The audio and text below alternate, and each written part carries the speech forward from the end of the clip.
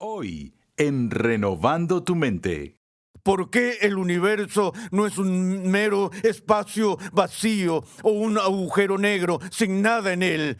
Bueno, la respuesta a esa pregunta en realidad debe ser tan sencilla que nunca incite ningún tipo de debate o argumento. En el principio, Dios.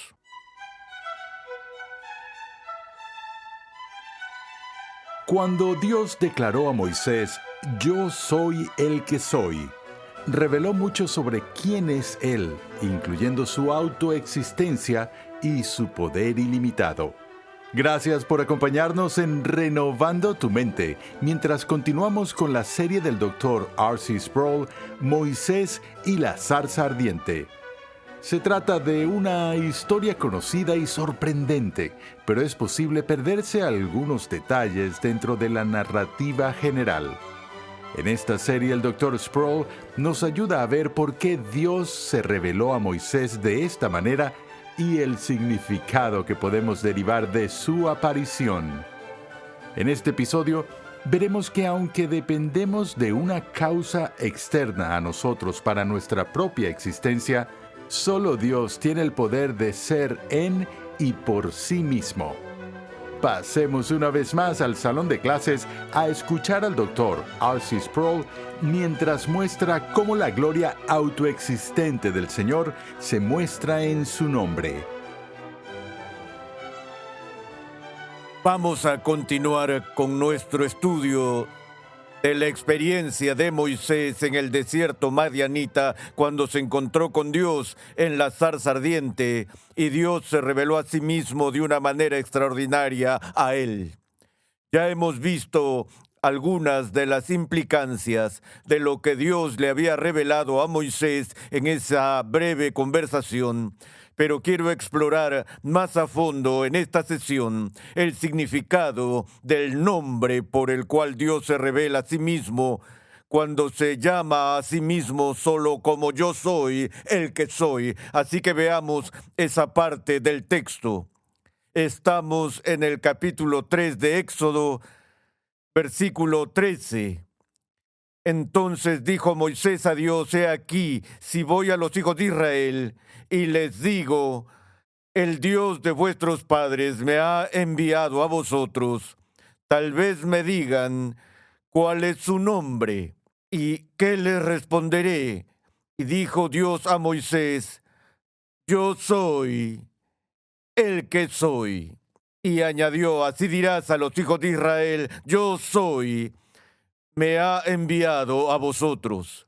Dijo además Dios a Moisés: Así dirás a los hijos de Israel, el Señor, el Dios de vuestros padres, el Dios de Abraham, el Dios de Isaac y el Dios de Jacob, me ha enviado a vosotros. Este es mi nombre para siempre, y con él se hará memoria de mí de generación en generación. Algunos críticos, cuando leen este relato y ven que Moisés le pide a Dios que le dé su nombre, y Dios responde de esta forma muy extraña y misteriosa, diciendo: yo soy el que soy. Algunos de los críticos dicen que lo que Dios está haciendo aquí es básicamente negarse a revelar su nombre, diciendo: no es asunto tuyo cuál es mi nombre, yo soy el que soy y vamos a dejarlo así. Pero creo que el contexto en el que Dios se llama a sí mismo, yo soy el que soy, prohíbe esa interpretación crítica, porque Dios deja en claro que no se niega a revelar su nombre, sino que le está dando un nombre, su nombre, a Moisés, el cual será su nombre para siempre, por todas las generaciones, y con él se hará memoria. Y vimos al principio, en nuestras sesiones de este tema, que en las categorías hebreas, en el Antiguo Testamento, los nombres de las personas se dan para revelar algo sobre la persona. Incluso a Moisés se le dio el nombre de Moisés porque fue sacado del agua. Recordamos que Jacob se convirtió en Israel porque luchó con Dios y forcejeó. Así que a lo largo de las Escrituras vemos los nombres de las personas que nos dicen algo importante sobre su ser o su carácter. Y no hay otro lugar en la Sagrada Escritura donde eso sea más profundamente cierto que aquí, cuando Dios se revela a sí mismo de esta manera extraordinaria, diciendo: yo soy el que soy. Antes de seguir adelante, permítanme hacer esta simple pregunta. ¿Por qué ustedes adoran a Dios? ¿Por qué le dan una reverencia y un sentido de adoración que difiere de cualquier estima que le dan a cualquier cosa en el mundo creado? Es fácil para nosotros amar a Dios, estar agradecidos con Dios y adorar a Dios por todas las maravillas que ha hecho en la historia y en nuestra propia historia para nosotros mismos. Pero no creo que el cristiano llegue a la verdadera adoración hasta que el cristiano comience a adorar a Dios no por lo que Él ha hecho, sino por quien Él es, en su majestad trascendente. Cuando nos damos cuenta, como han dicho los teólogos del pasado, que Dios es el ser más perfecto. Difiere un poco con esa definición porque realmente la perfección no admite grados. Pero los padres de la Iglesia querían llamar nuestra atención con esta redundancia intencional para decir que Él es el ser más perfecto, para que no subestimemos el significado de la perfección de Dios.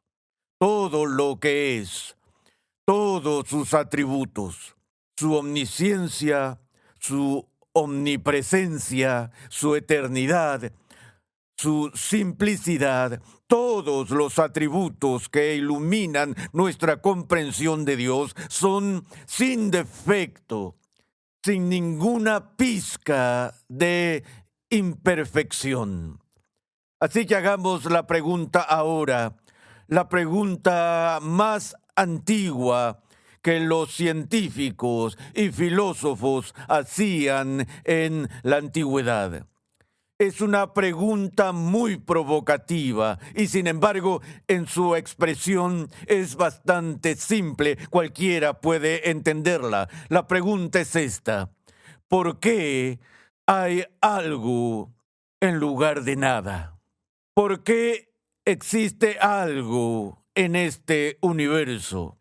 Ya saben, el salmista, sin entender las inmensidades de las galaxias y los billones de estrellas de las que oímos hablar a los astrónomos de hoy, solo en su observación a simple vista del mundo que lo rodeaba, miró a las estrellas y dijo: cuando veo las estrellas y la luna y todo lo que has establecido, me veo obligado a hacer la pregunta: ¿qué es el hombre para que te acuerdes de él? Incluso desde la perspectiva del hombre antiguo, la inmensidad del universo parecía abrumarlo y lo hacía sentir completamente insignificante a la luz de la enormidad de la realidad tal como la percibimos. Y por supuesto, cuando David pronunció esas palabras, no tenía ni idea de la extensión del universo, como tampoco tenemos nosotros comprensión del significado de esto. La estrella más cercana a nosotros, de esos billones y billones y billones de estrellas que existen, es nuestro propio Sol. Y ese Sol está a 150 millones de kilómetros de distancia y luego se va más lejos todavía. Es incomprensible. Sin embargo, nos vemos obligados a hacer la pregunta: ¿por qué? ¿Por qué este universo? ¿Por qué hay algo en lugar de nada? ¿Por qué el universo no es un mero espacio vacío o un agujero negro sin nada en él? Bueno, la respuesta a esa pregunta en realidad es fácil. Debe ser tan sencilla, tan evidente, que nunca incite ningún tipo de debate o argumento. Y esa respuesta se encuentra en el primer versículo de la Biblia, donde leemos: en el principio, Dios. Permítanme empezar por allí. En el principio, Dios. Luego continúa: creó los cielos y la tierra. Entonces, ¿qué se plantea en la declaración inicial de la Sagrada Escritura? Lo primero que nos está diciendo es esto: hubo un principio. Hubo un tiempo en que todas estas estrellas, todos los árboles, todos los peces, todos los animales y todas las personas no existían en absoluto. Todo en el universo tiene un principio. Empieza en un momento particular en el espacio y el tiempo.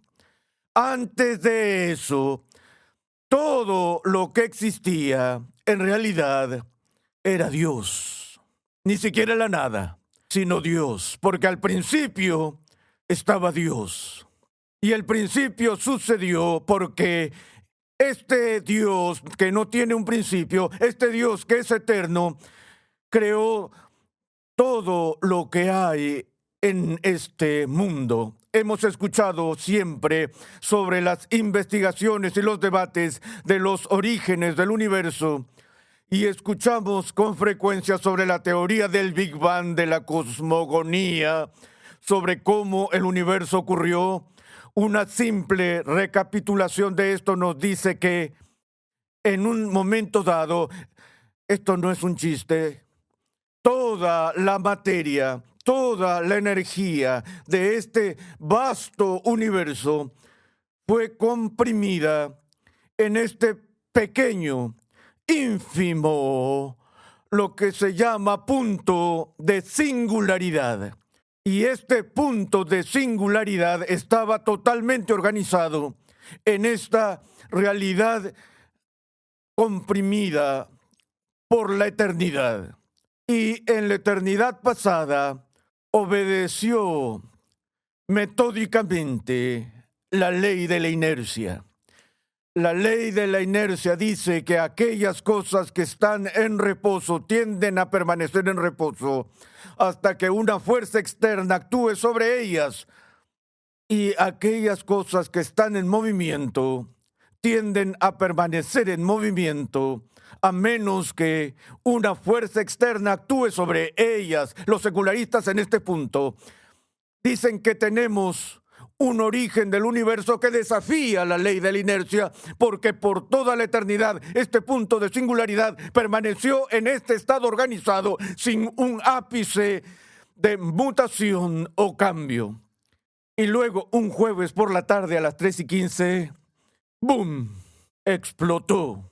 Y las repercusiones de esa explosión todavía se están buscando en la inmensidad del universo, ya que el universo actual parece estar expandiéndose desde esa explosión original. Hace un tiempo estaba conversando con Carl Sagan sobre esto y dijo: podemos volver al primer nanosegundo antes del Big Bang, todo ese camino de regreso. Y le dije: ¿y por qué solo hasta allí? Él dijo: no sentimos la necesidad de volver antes de eso. Le dije: no hay duda de que algo grita más fuerte que la necesidad de regresar allí. Si eres un científico, por el amor de Dios, tienes que hacerte la pregunta: ¿por qué el Big Bang? ¿Cómo pasó el Big Bang? ¿Qué había antes del Big Bang? Bueno, lo que había antes del Big Bang era una manifestación del verbo ser. Nuestro lenguaje no puede funcionar sin este simple verbo ser. Ese verbo que está en el medio del nombre de Dios. Dios no le dice a Moisés: así es mi nombre es Una vez yo fui, ahora lo soy, y todavía voy a estar por aquí mañana porque tengo un futuro. No es así como se presenta, sino que se presenta en términos del eterno presente. Yo soy el que soy. Yo soy la personificación del verbo ser. De nuevo, en el mundo antiguo, mientras los filósofos trataban de averiguar cómo surgió el universo y cómo el universo podría entenderse de una manera inteligible, Platón quería salvar el fenómeno, es decir, mirar toda la realidad de las cosas que vemos, los pájaros, los árboles, los grillos y las flores, todas esas cosas. ¿Cómo podemos darle sentido? ¿Cómo encaja toda esa diversidad en un todo coherente y con sentido? El filósofo Parménides dijo fundamentalmente lo más importante que debemos entender al tratar de examinar la realidad es esto, que lo que sea que es. Lo que estaba diciendo es que nada puede existir aparte del ser, el ser puro, el ser perfecto, sin ninguna sombra de variación. Ahora, él fue desafiado por Heráclito, quien vino a decir, no, todo lo que investigamos en el mundo que nos rodea tiene algo en común. El oso difiere radicalmente de las flores.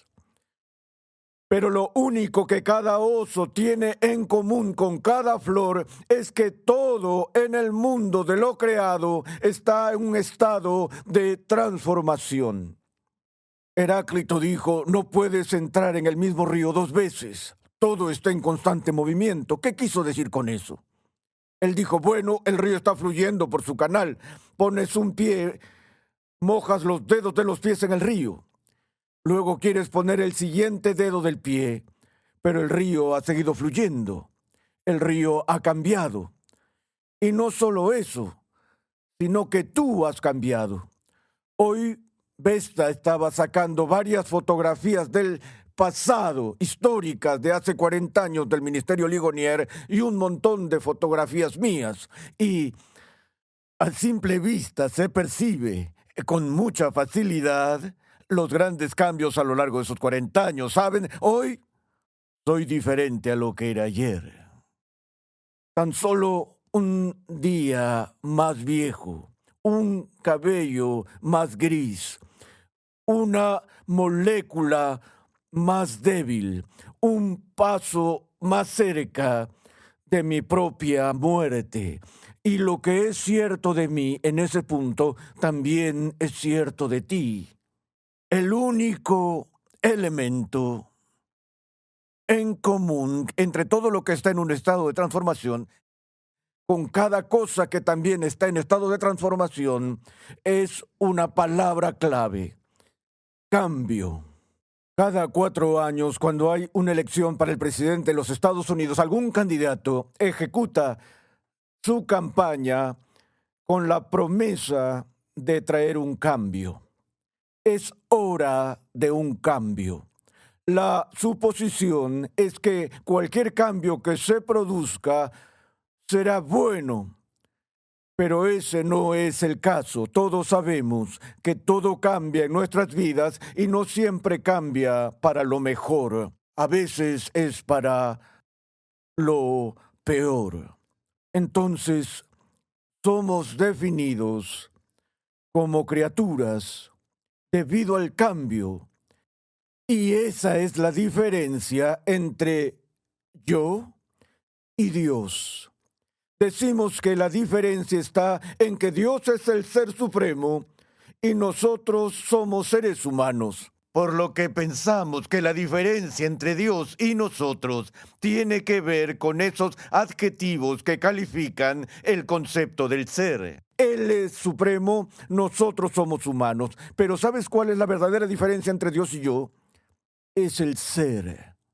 Solo Él tiene vida en y por sí mismo. Solo Él es un ser eterno. Todo lo que soy es transitorio, todo lo que soy es dependiente, es contingente, se deriva del ser puro. Eso es lo que el apóstol Pablo dijo a los filósofos atenienses con respecto a Dios. En Él vivimos, nos movemos y existimos. Permítanme decirlo de otra manera. Sin Él no podríamos vivir. Nuestra existencia sería estática, inerte. No podríamos movernos.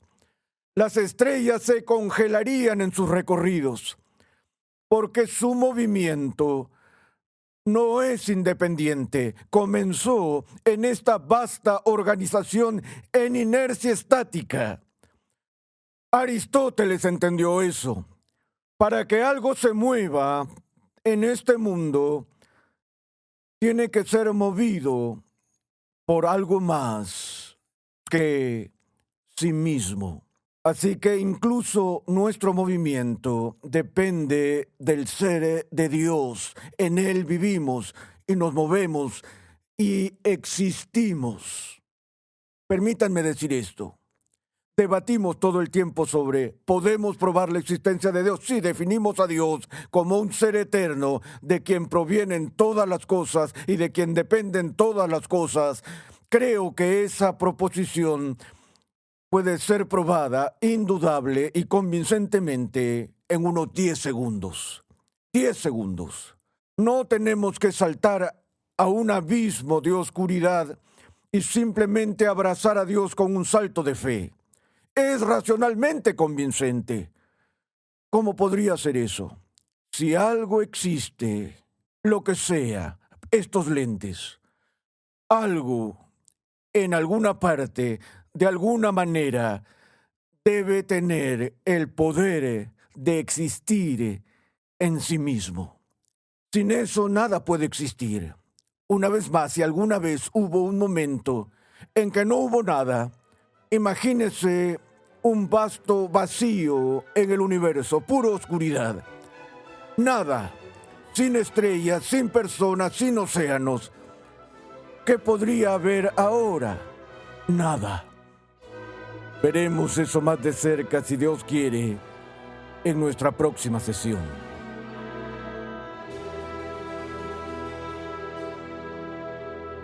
Asombroso. El nombre de Dios, Yo soy el que soy, revela su autoexistencia, su ser. En esta serie estamos profundizando en los detalles del relato de Moisés y la zarza ardiente del libro de Éxodo. El Dr. Sproul enseñó esta serie hace unos años con el deseo de ayudar a los cristianos de hoy a ver la relevancia de la revelación de Dios a Moisés. Recuerda que en nuestra página web renovandotumente.org puedes solicitar una guía de estudio gratuita para tu edificación personal o para usarla en grupos pequeños. Nos complace anunciar que la nueva traducción y edición al español del clásico libro de R.C. Sproul, La Santidad de Dios, ya está disponible. Mucha gente piensa en Dios solo en términos de su amor, pero la Biblia habla de la santidad de Dios más que de cualquier otro atributo. ¿Qué significa cuando los ángeles declaran que Dios es santo, santo, santo? Y siendo nosotros personas pecadoras, ¿cómo es que podemos entrar en su presencia? En la santidad de Dios, el Dr. Sproul explora el carácter santo de Dios y explica por qué esta santidad nos fascina y nos aterroriza. A medida que analiza el impacto de la santidad de Dios en el profeta Isaías, Martín Lutero y los santos a lo largo de la historia, descubrimos que solo hay una manera de estar ante el santo. Este clásico y célebre libro ha ayudado a miles de cristianos a comprender mejor quién es Dios, quiénes son ellos y qué significa estar revestidos de la justicia de Cristo. Para más información visita la página web lasantidaddedios.com hoy mismo. Es posible que hayas oído hablar de la hipótesis de la generación espontánea. En el siguiente episodio de Renovando tu Mente, el Dr. Sproul explicará que la autoexistencia de Dios es la única explicación lógica para el universo. ¿Generación espontánea? El Dr. Sproul expondrá lo absurdo de esta hipótesis. Escucha un avance de nuestro próximo programa. Este concepto de autocreación obtiene mucha credibilidad en nuestra sociedad moderna, pero 5 minutos de examen cuidadoso revelarán a cualquier criatura consciente que la idea en sí misma es un absurdo lógico y una imposibilidad lógica. Renovando tu Mente es una producción de los Ministerios Ligonier, la confraternidad de enseñanza del Dr. R.C. Sproul. Nuestra misión, pasión y propósito es ayudar a las personas a crecer en su conocimiento de Dios y su santidad. Sintonízanos nuevamente en esta misma emisora y en este mismo horario y únete a nuestra gran comunidad virtual en las redes sociales.